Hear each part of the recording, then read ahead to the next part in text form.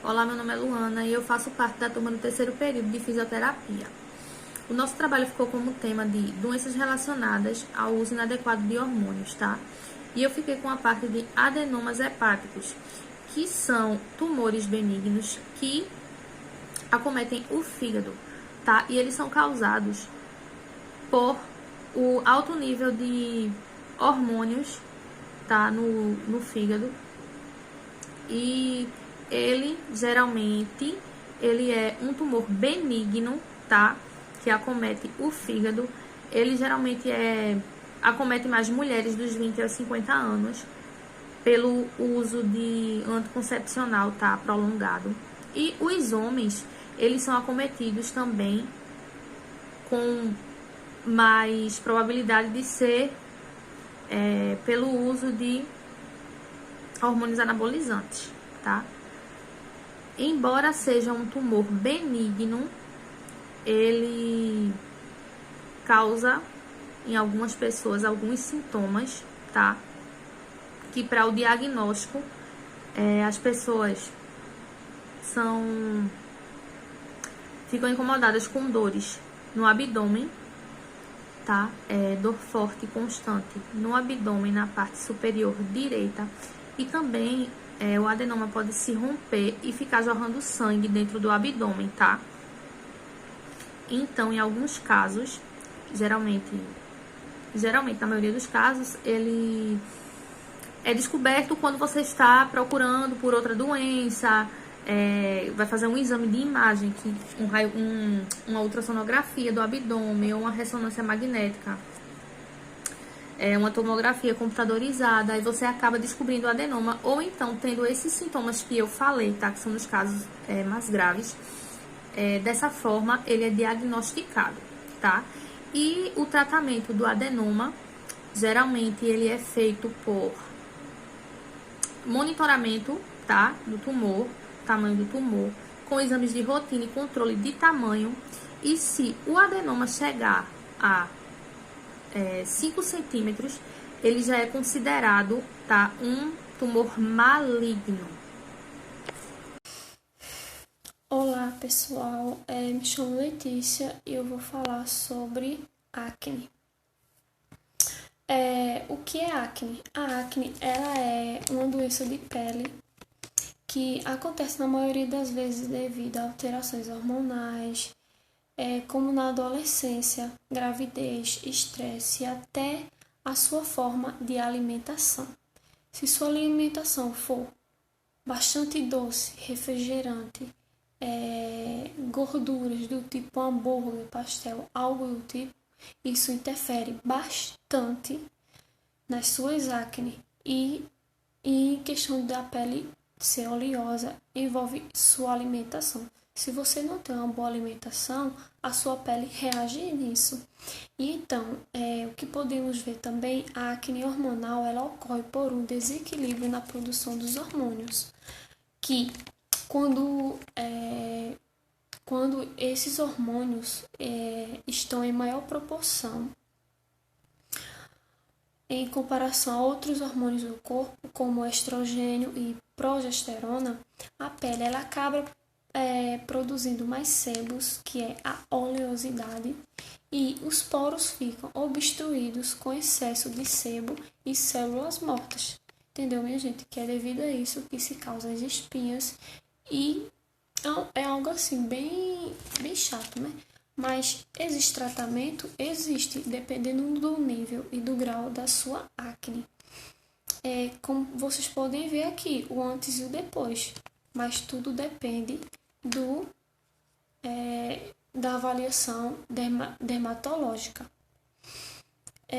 Aqui tem o antes e o depois, e o tratamento para a acne varia de acordo com o tipo. Isso porque a acne ela pode ser classificada em vários tipos de acordo com a sua característica, de acordo com como está o nível de sua espinha. Assim, de acordo com o tipo de acne, o dermatologista, e se você tiver com alteração hormonal, o ginecologista pode indicar aplicações de pomada, que no caso aplicações de pomada, comprimido anti-inflamatório, quem faz isso é o dermatologista.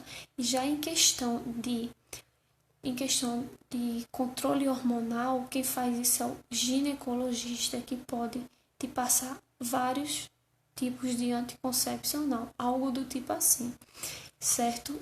Como vocês podem ver aqui, são os principais tipos de acne. São 5 graus, entendeu? Um mais elevado ao outro. Como vocês podem ver, esse primeiro acne comedogênica, ela é aquelas acne bem pequenininha, que tem cravo também. Incomoda, né? É um nível baixo, mas incomoda. Também temos a acne papulo-pustulosa. Essa acne aqui, ela é um pouco avermelhada, coça bastante, só quem tem sabe o quanto que coça. Temos também acne de nódulo cística, que essas daí deixam caroço, entendeu? Também temos a acne conglobata, que essa daí já é com feridas, vermelhidão, marcas. E também temos a acne fulminanis, que essa daí essa tá no nível 5. Essa daí ela sai em rosto, sai nas costas, no tronco também.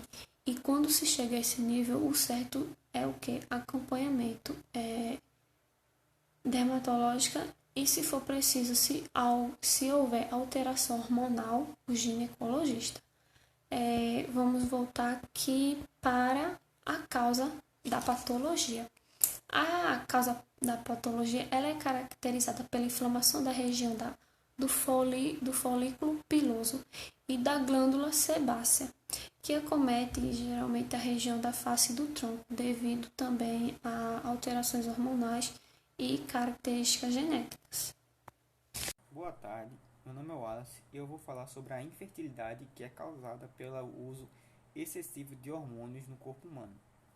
Bom, geralmente isso ocorre com pessoas que usam muito anticoncepcionais e principalmente anabolizantes, que são aquelas pessoas que buscam por um corpo perfeito, né? Um corpo mais musculoso, e acabam utilizando anabolizantes, esteroides, bombas no geral, né? Para alcançar esse objetivo. E isso pode ocasionar a perda de fertilidade tanto em homens quanto em mulheres, podendo ser, dependendo da dose e do tempo, né, que a pessoa fica utilizando, pode ser tanto uma perda parcial da fertilidade como uma perda total. Geralmente, os anabolizantes são testosterona sintética, que em usos muito excessivos no corpo humano, ela acaba inibindo a produção de FSH, que é um hormônio que regula a maturação das células reprodutoras.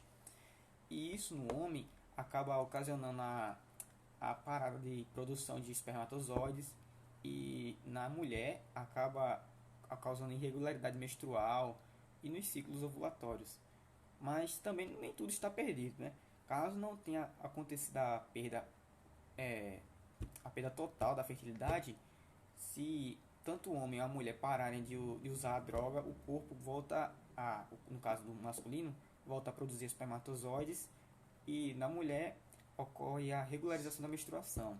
Então, por isso é essencial que quando casais querem ter filhos, tanto se um ou outro, ou os dois usam anabolizantes, é muito importante que os dois parem de usar, pois isso pode ocasionar complicações, né, para eles engravidarem, e até caso engravidem pode ocorrer complicações na gravidez.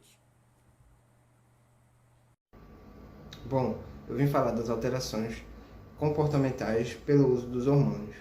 Os esteroides anabolizantes são substâncias produzidas e fabricadas para agir no organismo baseadas na atuação da testosterona, que é um hormônio produzido principalmente nos homens, mas também que tem nas mulheres. Hoje em dia, o anabolizante é muito buscado pelos jovens, que buscam o potencial estético dele. Muitos não sabem ou ignoram os efeitos colaterais produzidos pelo uso constante dessa substância. Quais são as consequências comportamentais? Os efeitos colaterais mais desconhecidos são a mudança de comportamento, que são irritabilidade, impulsividade e agressividade. A testosterona ela é importante para o comportamento de homens e mulheres, sendo que a impulsividade e a agressividade crescem com o aumento da concentração da testosterona. É muito parecido, o DHEA também produz efeitos explícitos sobre a agressão impulsiva, e especialmente com a impulsividade e agressividade em pré-adolescentes, em ocorrência de transtornos de conduta. Já a agressão instrumental, que é associado à psicopatia, tem relação em disfunções do eixo HPA, que é responsável por liberação de cortisol, que é o principal hormônio do estresse. Olá, meu nome é Esdras Amorim da Silva. Vou falar da elevação do colesterol relacionada ao uso inadequado de hormônios. Bom, possuímos no nosso organismo a lipase hepática, que ela é relacionada e tem a função e a responsabilidade do controle de LDL e HDL do nosso organismo, em que o LDL é o colesterol ruim e o HDL é o colesterol bom. E o uso desses hormônios vai se ter uma velocidade de reação nessas enzimas que vai ocasionar uma baixa concentração de HDL no nosso organismo. E esses HDL, ele é responsável pelo transporte reverso, ou seja, ele vai limpar e separar o colesterol ruim, vai tirar ele das artérias do sangue e vai levar para o fígado para ser sintetizado. E o uso inadequado de hormônios, ele teve uma perca da capacidade do HDL e uma baixa concentração no HDL, em que o HDL ele perdeu a função de captação dessas lipoproteínas, de separar o que é bom e o que é ruim, para levar para o fígado para ser sintetizado. E com essa baixa concentração de HDL, teve um aumento maior de LDL, ou seja, que é responsável pelo aumento principalmente de gordura, ocasionando placas de gordura nas artérias, como por exemplo placas calcificadas e placas moles.